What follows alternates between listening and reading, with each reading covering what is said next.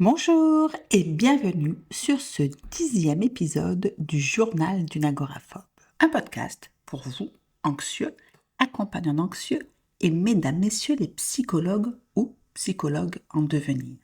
Je témoigne pour vous de mon expérience d'ancien agoraphobe.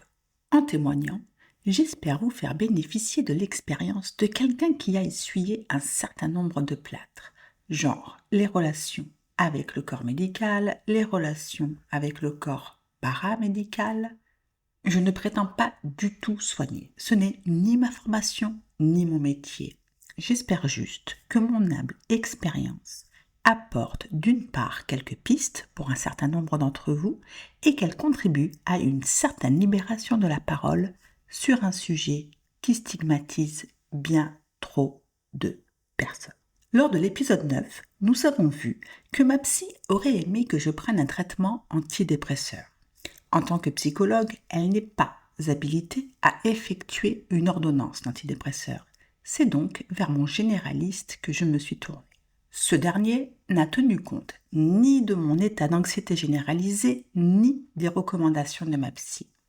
N'étant pas convaincu par les antidépresseurs, il a préféré me faire une ordonnance de 3 mois de Stresam. Ma psy s'est sentie un peu démunie face à ce refus, et moi un peu démunie face à ma psy. Conclusion, il me semblait vraiment n'avoir en ma possession aucune stratégie pour me sortir de ce trouble anxieux généralisé qui me pourrissait la vie. Je ne voyais aucune issue quand une copine d'une copine d'une copine de ma mère a parlé d'une praticienne en PNL. Je n'avais jamais entendu parler de PNL. Aujourd'hui, je demanderai à ChatGPT, mais à l'époque, il n'existait pas. J'ai donc demandé à Google de m'informer sur la PNL. Non, la PNL, ce n'est pas le dernier tube d'un groupe de rap, même si ça aurait pu. Là, on est dans un tout autre registre, la programmation neuro-linguistique. Pour le petit jeu de mots, tout un programme, vous allez voir. Je suppose qu'on vous a au moins fait 10 fois le coup de l'analogie entre le cerveau et l'ordinateur. Eh bien, c'est parti pour la 11e fois.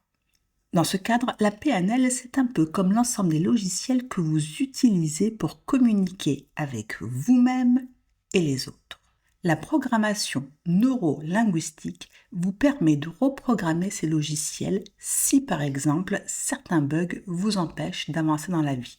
Genre, avoir une grosse bouffée d'angoisse si vous devez aller jeter la poubelle ou prendre un bus. Je vais essayer, sans vous endormir, de résumer les concepts de base de la PNL. En un, la programmation. C'est toutes les habitudes, les croyances, les comportements qu'on a engrangés au fil du temps. Vous savez, ce petit programme qui vous fait toujours stresser quand vous parlez en public ou cette tendance à manger un paquet entier de chips devant Netflix. Ça, c'est la programmation d'un certain nombre d'entre nous. En deux, neuro, parce que tout passe par votre cerveau, logique. Vos neurones sont là à bosser à fond. Ils enregistrent tout ce qui se passe autour de vous comme une sorte de caméraman invisible. Et en trois, la linguistique. Et là, on parle du langage. Mais pas que les mots que vous utilisez pour parler aux autres. Il s'agit aussi du langage que vous utilisez pour vous parler à vous-même. Et on sait tous que ça peut être un dialogue un peu contre-productif parfois. Genre, je n'ai pas les capacités, je ne suis pas capable. Un praticien PNL travaille donc sur ces schémas mentaux et nous aide à reprogrammer tout ça si nécessaire. Il pose des questions importantes que souvent nous ne nous sommes pas posées et nous amène à visualiser certaines situations différemment. En gros, c'est un peu comme un hacking cérébral. Un exemple qui parlera à beaucoup, j'en suis certaine, la phobie des araignées. Avec la PNL, on nous fait changer de représentation. On nous dit « Hé, vous êtes sûr de vouloir continuer de voir cette bestiole comme un monstre ? Pourquoi ne pas la voir en version un insecte tout à fait inoffensif ?» Bon, bien évidemment, il faut savoir raison garder. Si vous êtes en pleine cambrousse australienne, là où les araignées peuvent être dangereuses, fuyez. Mais si vous êtes dans le métro parisien, changez sa représentation, passez du monstre à l'insecte inoffensif, ça a du sens. Google était donc en train de m'expliquer que la PNL, c'est un ensemble d'outils actionnables et pratiques pour mieux se comprendre et surtout pour changer des représentations qui nous desservent plus qu'autre chose. Google m'explique également que ces outils ont fait leurs preuves. Il me manquait un plan d'action, une méthode. En lisant les différentes descriptions de la PNL dans Google, je me suis dit, voilà mon plan d'action. Ma mère a pris les coordonnées de cette praticienne dont avait entendu parler une amie d'une amie d'une amie. Et moi, j'ai pris un rendez-vous. Elle est disponible assez rapidement. Elle effectue ses séances dans une des chambres de son domicile. On se rend rapidement compte que c'est une ancienne chambre d'adolescent. Elle est accueillante, sympa et très démonstrative, théâtrale même. Elle me laisse 5 minutes pour m'expliquer sur les raisons qui m'ont motivée à la consulter et là, elle commence tout un monologue d'une demi-heure sur comment elle pense que ça s'est passé pour moi quand j'étais dans le ventre de ma mère. Les 30 minutes les plus longues de ma vie. Pour 2 raisons. Ce qu'elle était en train de me dire n'avait aucun sens pour moi, et plus elle parlait, et plus je voyais s'éloigner ce plan d'action, cette méthode que j'attendais tant. Elle me donne un rendez-vous pour la semaine d'après. Je dis à ma mère que je ne souhaitais pas trop y retourner. Ma mère me répond une expression du genre « Il faut suivre le mentor jusqu'au pas de la porte ». J'y retourne donc la semaine suivante. Même topo, je parle même pas 5 minutes avant qu'elle me dise qu'elle était très fière de moi, que grâce à la séance de la semaine passée, elle pouvait sentir que j'avais fait de gros progrès. Bien évidemment, ce n'était pas le cas. Puis elle repart sur sa perception de ce que j'ai vécu lorsque j'étais dans le ventre de ma mère. Elle me donne un 3e rendez-vous pour la semaine suivante. Je n'y ai jamais remis les pieds. Entendons-nous, je ne remets en aucun cas en cause la PNL. J'ai bien compris que c'était une boîte à outils actionnable et efficace. Je remets en cause la relation que j'ai eue avec cette praticienne.